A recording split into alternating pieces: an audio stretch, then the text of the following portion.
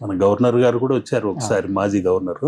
ఆయన వచ్చి, అయ్యా టెంపుల్ కడుతున్నావు కదా, ఎన్ని చక్కటి విషయాలు చెప్తున్నావు, మీ చిత్రకళతో ప్రవచనం చెప్పటం అనేది ఫస్ట్ టైం నేను ఛానల్స్లో చూస్తున్నాను. ఎవరు ఆ విధంగా చిత్రం గీస్తూ ప్రవచనాలు చెప్పింది లేదు. మీరు ఆ చిత్ర ప్రవచనం చేస్తున్నారు, గ్రేట్. అందుకనే మిమ్మల్ని చూడడానికి వచ్చాను. మీరు వస్తానన్నా నేను వద్దని చెప్పింది. అందుకే గురువులను వెతుక్కుంటూ మేము వెళ్ళాలి. మేము పదవిలో 5 ఏళ్ళలో ఉంటాం, మీరు ఎప్పటికీ గురువుగానే ఉంటారు. కాబట్టి మీలాంటి వాళ్ళని వెతుక్కుంటూ మేము రావాలి. మీకు టెంపుల్కి ఏదైనా ఇస్తే తీసుకుంటారా అన్నాడు. నేను తీసుకోనండి, చిత్రం కావాలంటే ఏదైనా కొనుక్కోండి, ఆ డబ్బులు టెంపుల్కి వెళ్తున్నాను. నేను బార్గెన్ చేయొచ్చా? చేయొచ్చు. 3 లక్షలండి చిత్రం, రామ పట్టాభిషేకం. రామ పట్టాభిషేకం ఆయన చూడండి ఎంత తెలివైన వ్యక్తి అంటే, తమిళే కానీ ఆయనకు తెలియని వ్యక్తి అంటూ లేరు తంజావూరు పెయింటింగ్లో. రాముడు చిత్రము పచ్చగా ఉంది, రాముడు పచ్చగా ఉన్నాడు, లక్ష్మణుడు పచ్చని వర్ణంలో ఉన్నాడు, హనుమంతుడు పచ్చని వర్ణంలో ఉన్నాడు. ఏంటండి అంత విచిత్రంగా ఉంటాయి మీ చిత్రాలు మాత్రం. దానిలో మంచి పరమార్థం ఉందండి. దాన్ని వనవాస వర్ణం అంటారు. 10 కాలాల పాటు పచ్చగా ఇంట్లో ఉన్న వాళ్ళందరూ మొక్కుతూ ఆనందంగా ఉండాలనే అర్థము ఉంది. అంతేకాకుండా పునర్వసు నక్షత్రంలో శ్రీరాముడిని చిత్రిస్తాను, ఆశ్లేష నక్షత్రంలో లక్ష్మణుడిని చిత్రించడం జరుగుతుంది, పూర్వభాద్ర నక్షత్రంలో హనుమంతుడిని చిత్రించడం జరుగుతుంది. ఈ విధంగా అమ్మవారిని కూడా అదే విధంగా పుష్యమి నక్షత్రంలో చేయటం జరుగుతుంది. కాబట్టి ఈ నక్షత్రయుక్తంగా ఆ వర్ణశాస్త్ర ప్రకారంగా చేస్తుంటాను. వర్ణశాస్త్రం అంటే ఆ పచ్చదనము, ఎప్పటికీ ఇల్లు పచ్చదనంతో కళకళలాడాలనేది ఆ వనవాస వర్ణం అది అని. ఆయన అమ్మవారికి చేతులు దండం పెట్టి వాళ్ళ ఆవిడతో పాటు సంతోషమయ్యి, ఇప్పుడు ఆ చిత్రం రామ పట్టాభిషేకం నాకు ఎంతకి ఇస్తారో చెప్పండి అని 3 లక్షలు నన్ను ధైర్యం చేసి. 3 lakhs అయితే నేను బార్గెన్ చేస్తున్నా, నేను 4 lakhsకి అయితే తీసుకుంటాను. అదేంటంటే మొత్తం మీరు సరిగ్గా వినలేదు అనుకుంటాను, 3 lakhs. నేను బార్గెన్ చేసాను, చెప్పాను కదా బార్గెన్ చేస్తానని, 4 లక్షలు అంతే అన్నాడు. ఇది రివర్స్ బార్గెన్ గా ఉంది అంటే, మీరు తీసుకోవాల్సిందని చెక్ రాసి చేశారు. ఇంకా మీరు అదే మొట్టమొదటి ఆలయ నిర్మాణంలో 4 లక్షలే నాకు ఆ రోజు అవసరం ఉంది ఆ స్థలం కొనడానికి. అక్కడ ఆ 4 లక్షలు అడ్వాన్స్ ఇస్తే ఒక 1/2 ఎకర్ భూమి నాకు వస్తుంది.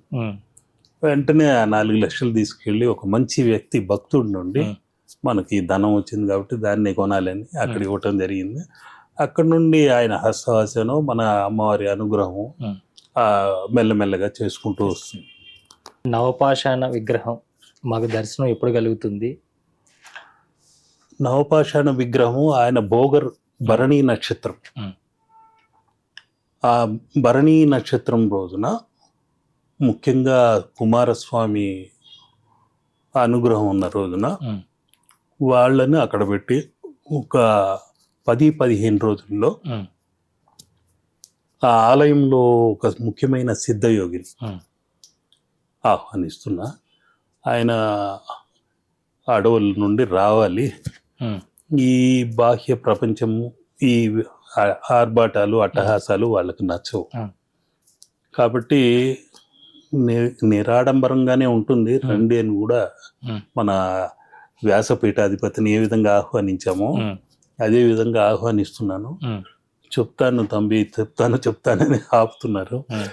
ఒకవేళ ఆయన వచ్చినా రాకున్నా ఇక్కడ మనకు దగ్గరలో ఉన్న సిద్ధయోగుల అనుగ్రహం ఉండే వాళ్ళను ఎన్నుకోవటం, వాళ్ళని పిలిపించటం, ఆవిష్కరణ జరుగుతుంది.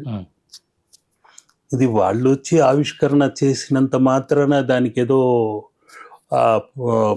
పబ్లిసిటీ వస్తుందని కాదు. కొందరి హస్తాల్లో మంచి జీవశక్తి, అయస్కాంత శక్తి ఎక్కువ ఉంటాయి. దానికంటూ కొన్ని రేఖలు ఉంటాయి.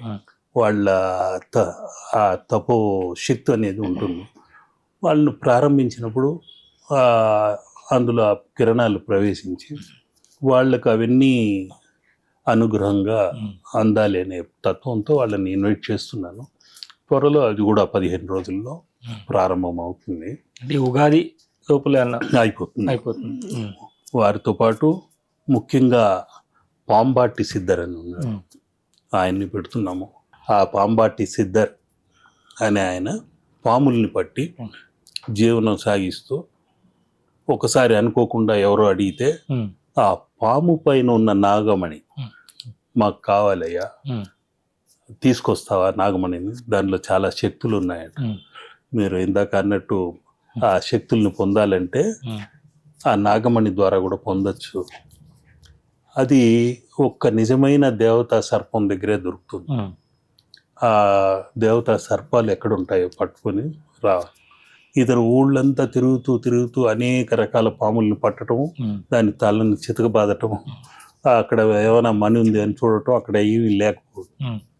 ఒక సిద్ధుడు 4-5 పాముల్ని అతను చంపడం చూసి, ఏమి వెతుకుతున్నావు, మణి, నాగమణి కావాలి,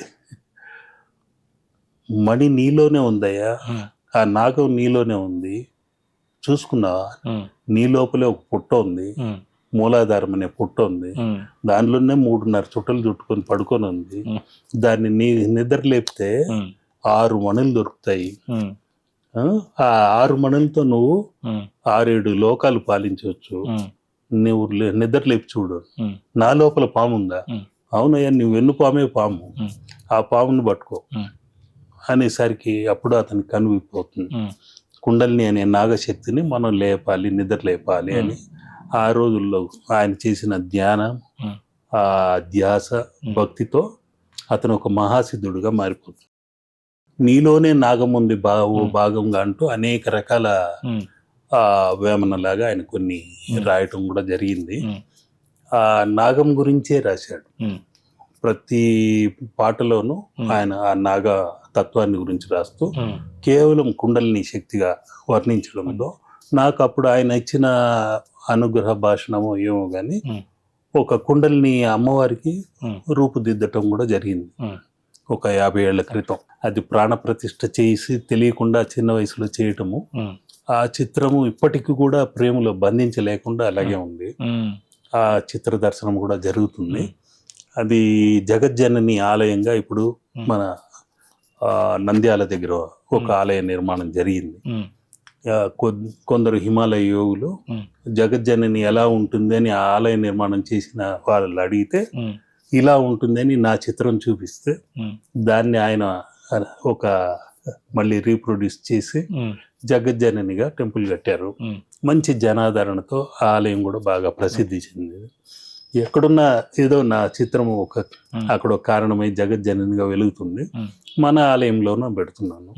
అదేవిధంగా ఉల్లలితాదేవిని నైమిసారణ్యం కేసి ఇచ్చాము. ఆ అమ్మవారిని కూడా మన ఆలయంలో చిత్రరూపంగానే పెడుతున్నాను. దానికనే ఇప్పుడు ఇటువంటివన్నీ కొన్ని రూపధ్యాన క్రియ అనేది జరుగుతుంది. భోగర్ సిద్ధుడు, ఆయన గురించి భరణీ నక్షత్ర జాతకులే కాకుండా శుక్రదశలో పుట్టినవాళ్ళు, భరణీ నక్షత్రంలో కాకుండా ఉబ్బా నక్షత్రంలో పుట్టిన వాళ్ళు ఉంటారు, వీళ్ళు శుక్రదశలోనే జన్మించడం జరుగుతుంది. అటువంటి వాళ్ళందరూ అక్కడ వచ్చి ధ్యానం చేసుకోవచ్చు. 6వ తారీఖు, 15వ తారీఖు, 24వ తారీఖు వీళ్ళందరూ శుక్రతత్వం, టోటల్ 6 వచ్చిన. కాబట్టి ఆ వీనస్ పవర్ బాగుండాలి. అది ఉంటే శుక్ర తత్వం అంటేనే శుక్రమహాలక్ష్మి అనుగ్రహం కలిగినట్టే. కాబట్టి అందుకోసం దానిలో 108 మూలికలు, సహస్ర రుద్రాక్షలు, రావి, జువ్వి, మేడి ఇటువంటి మూలికలన్నీ దానిలో జోడించడం జరిగింది. అది త్వరలో మన ఛానల్ ద్వారానే లోకానికి పరిచయం చేద్దాము, దర్శనము కలిగిద్దాం.